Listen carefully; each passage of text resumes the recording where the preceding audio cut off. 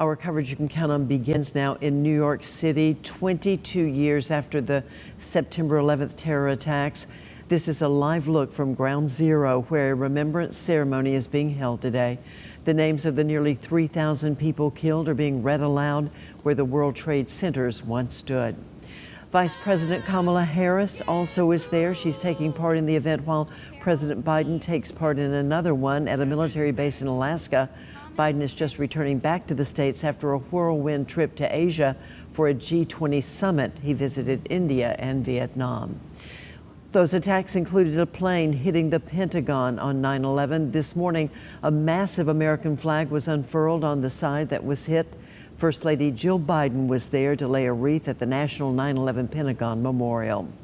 The fourth attack that day was in Shanksville, Pennsylvania. This morning, a memorial ceremony was held for the lives of those lost when a plane went down there in an open field.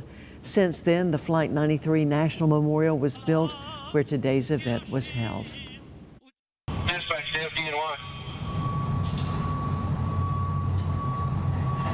Dispatch to NYPD. Dispatch to New York Port Authority. May we never forget you and always honor and cherish your memory. Here at home early this morning, many gathered at the plaza at Evans Town Center to honor the victims of 9/11.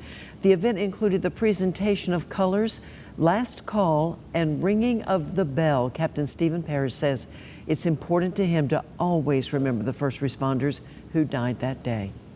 It shows the character of our job. They knew the odds were against them, but they just wanted to rescue those civilians, and they climbed knowing that it was against them, but they thought they could win that day. After today's event, firefighters stayed behind to climb stairs to commemorate the 110 flights of stairs in the World Trade Center that New York firefighters climbed that day.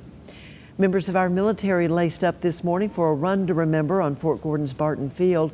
They ran 9.11 kilometers for 9/11.